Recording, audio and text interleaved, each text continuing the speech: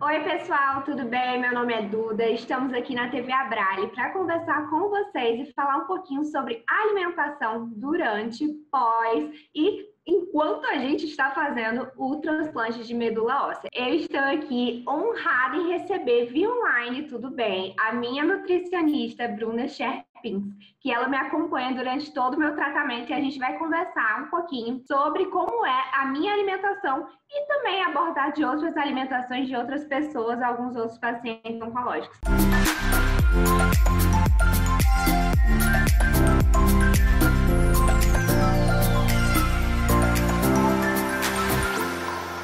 Eu já queria começar, Bruna, perguntando a você, qual é a importância da alimentação durante esse tratamento? Pós, pré, tudo.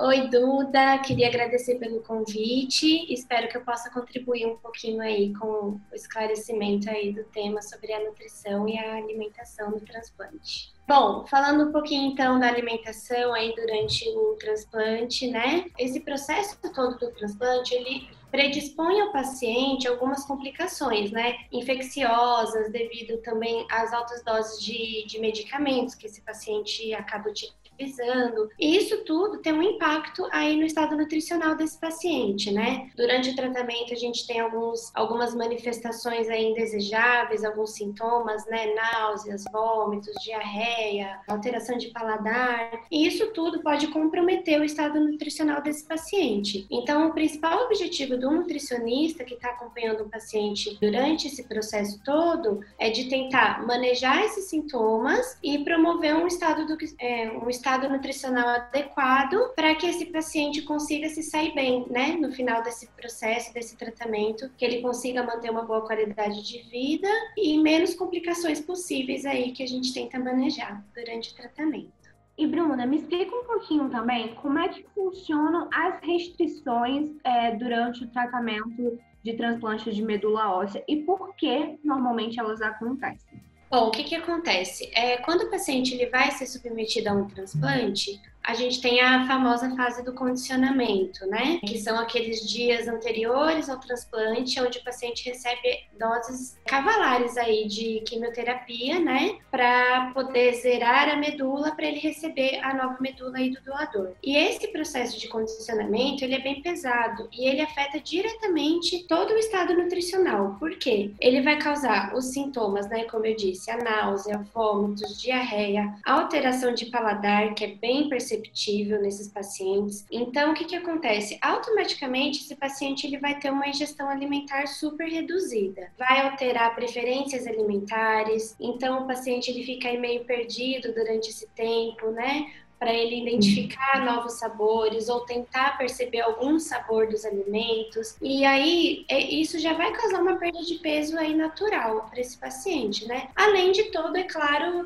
processo mesmo da quimioterapia que esse paciente está recebendo, né? O organismo, ele acaba tendo altas taxas metabólicas, ele acaba precisando de um aporte maior, tanto calórico quanto proteico, e que esse paciente talvez não consiga, né, suprir toda essa necessidade devido a essas alterações. Então, o que a gente tenta fazer é incentivar, né, os pacientes a comer o quanto eles conseguirem, né? Claro que dentro da tolerância, a Duda está aí de testemunha, eu acho que a gente tem que respeitar muito também cada fase que esse paciente está passando, né? Porque claro que lá no condicionamento, que vocês não conseguem comer nada, vocês estão super nauseados e tudo mais, a gente também não pode forçar a barra, né? Não pode ficar forçando. Mas aí depois tem a outra fase do pós-transplante, onde você já tá voltando o paladar, já melhorou aí a maioria dos sintomas, e que daí a gente fica batendo na tecla de que vocês têm que se alimentar, têm que consumir proteína.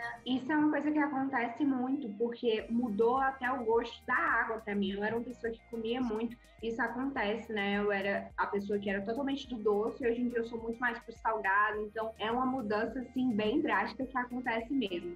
E, Bruna, eu queria saber também quais são as principais restrições alimentares durante o tratamento e pós-tratamento. E por quê? Por que essas coisas acontecem? Durante o tratamento, o paciente ele acaba ficando muito imunossuprimido, né? Então, a chance desse paciente ele pegar uma infecção e isso causar uma complicação aí do transplante em si é muito alta. Então, o que que acontece? Há alguns anos foi criada essa dieta que a gente chama de dieta pré-neutropênico ou dieta com baixo teor microbiológico. Naquela época, a gente restringia bastante alimentos, era uma alimentação bem restrita, só que com os estudos e avanços aí da medicina, a gente começou a perceber que talvez essa restrição ela não fosse necessária assim de uma forma tão drástica. Então, o que que aconteceu? Com o passar do tempo, a gente foi mudando essa visão, esse olhar, e hoje a maioria das instituições e tudo mais, o que que elas costumam fazer, né?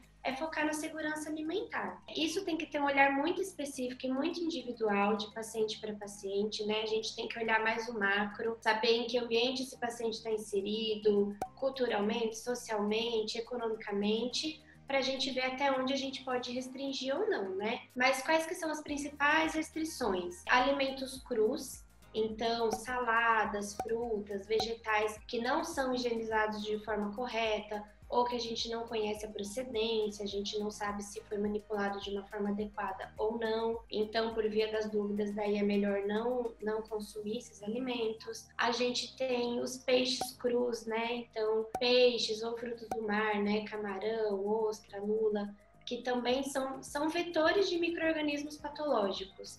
Então, essa é a principal razão do porquê a gente restringe, né? São alimentos super vetores aí. Temos as carnes mal passadas e cruas, temos os leites e queijos não pasteurizados, que também a gente indica o não consumo. Além desse perigo da infecção, que é o perigo que a gente mais conhece, né, que mais pode acontecer, existem outros perigos que uma dieta mal balanceada, uma dieta não seguida pode causar para o tratamento? Quando a gente fala aí do estado nutricional durante o tratamento, a gente tem que focar principalmente na manutenção da massa muscular, que é a frase que eu acho que os nutricionistas mais falam aí durante o tratamento, porque é provado que um paciente com estado nutricional adequado, a massa muscular adequada, ele vai ter um melhor prognóstico, uma melhor sobrevida, vai conseguir passar por esse transplante com menos complicações possíveis. Então, assim, um acompanhamento nutricional até antes do transplante, durante e pós o transplante, ele vai garantir que esse paciente tenha condições fisiológicas, né, para passar por isso com menos problemas possíveis. Então, com certeza, se o paciente não seguir uma dieta adequada, balanceada, com aporte de macronutrientes, micronutrientes, vitaminas, com certeza ele pode ter aí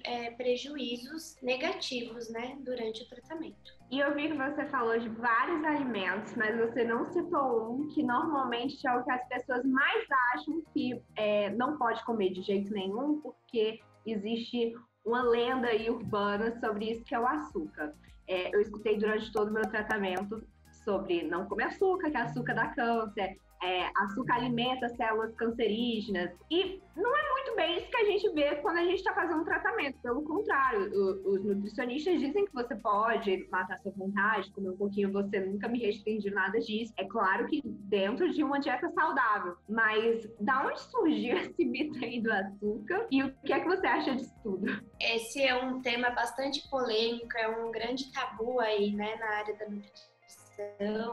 Na área da oncologia, o que acontece? O processo de carcinogênese, né, as células cancerígenas, elas se proliferam e elas têm como fonte de alimento, fonte de energia, a glicose, assim como a maioria das células do nosso organismo, né? Então, a nossa principal fonte de energia é a glicose, né, que é a menor unidade de um carboidrato e que está presente aí numa gama ampla aí de alimentos que a gente consome, né? Mas o que acontece? Se a gente restringir o carboidrato, seja ele qual for, isso não vai garantir que a célula cancerígena não se desenvolva, porque a célula cancerígena ela tem o poder de utilizar outros substratos do nosso organismo para produzir energia na falta do carboidrato. Então, ela não necessariamente vai parar de crescer. Quem dera se ela parasse, né? Porque daí seria muito simples, a gente cortava o carboidrato dos pacientes e tudo ficaria lindo, né? A gente sabe que na realidade não é isso que acontece. E, inclusive, se a gente restringir demais o carboidrato, a gente pode causar um problema aí maior, que vai ser a depressão desse estado nutricional, e aí o paciente acabar ficando desnutrido, e aí sim a gente ter grandes complicações. Então, o que a gente tenta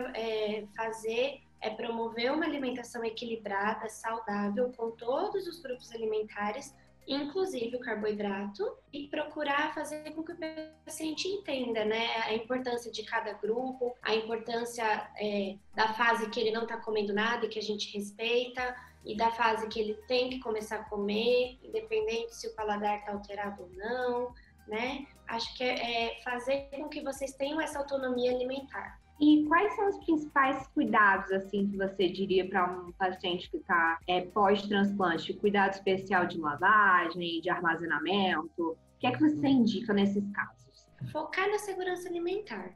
Então, desde o momento que você vai até o supermercado para fazer a compra desses alimentos, prestar atenção na qualidade. Se você vai comprar uma fruta, ela não pode ter manchas, ela não pode estar estragada. Se você vai comprar uma carne no açougue, pedir para que eles moam na hora, ou não pegar uma carne que está lá com uma cor meio duvidosa, um odor meio duvidoso. Sempre comprar produtos que tenham o CIF, né, que é o controle de qualidade do Ministério da Agricultura. E aí, quando você chega em casa com esses alimentos, você sanitizar eles de forma correta, higienizar de forma correta, e aí deixar de molho lá bonitinho, lavar em água corrente. Em relação à água, né, utilizar água filtrada, bonitinha, de boa procedência. Se você usa filtro em casa, você garantir que esse filtro tenha manutenção adequada, né? Armazenamento, então, alimentos refrigerados, armazenar adequadamente. Não comer alimentos que você preparou alguns dias atrás. E agora a gente tá na pandemia, ninguém tá saindo para comer fora e tudo mais, né? Mas, rotineiramente aí, sem contar com essa fase, a gente indica para quando sair para comer fora e tudo mais, em restaurantes que você conheça a procedência. Claro que isso não é certo, né? Porque a gente nunca vai saber 100%. E quando for em um local que nunca visitou, nunca comeu antes, aí evitar esses alimentos mais crus, mais frescos, porque aí a gente não sabe como foi manipulado, né? Então, para evitar qualquer risco, também tomar cuidado nessas circunstâncias. Uma dica muito boa que eu dou, que eu faço muito com a Bruna também, é quando a gente podia ir para restaurante, eu sempre mandava o cardápio. Todo restaurante, a maioria dos restaurantes, eles têm um cardápio online, né? Então eu já mandava assim, dizia assim, Bruna, prova aí pra ver o que é que eu posso comer. E ela já dizia, ela pedia pra eu perguntar alguma coisa na hora pro garçom. Então era sempre muito melhor dessa forma. E tem que andar, né? O paciente tem que andar lado a lado ao seu profissional da saúde, porque é a melhor aliança que se pode ter nesses casos.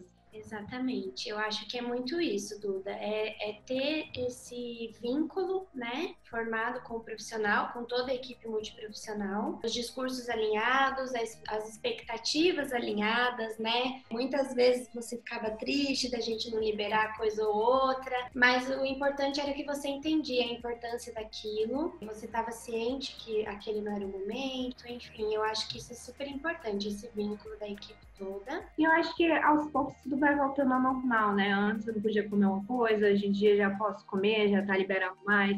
É um passo de cada vez, basicamente é assim que acontece. Então é isso, gente. Queria muito agradecer a Bruna pela presença dela aqui online, mas maravilhosa, respondeu tudo, tirou nossas dúvidas. Obrigada, Duda, eu que agradeço, foi muito legal estar aqui com você conversando um pouquinho. E se você aí gostou desse vídeo, não esquece de clicar em gostei, compartilhar esse vídeo, se inscrever aqui no canal da TV Abrale também, que é muito importante e ajuda a gente. E principalmente, se você tiver alguma dúvida, alguma questão, deixa nos comentários ou então manda pra gente que a gente vai tentar responder nos próximos vídeos, tá bom? Um beijo!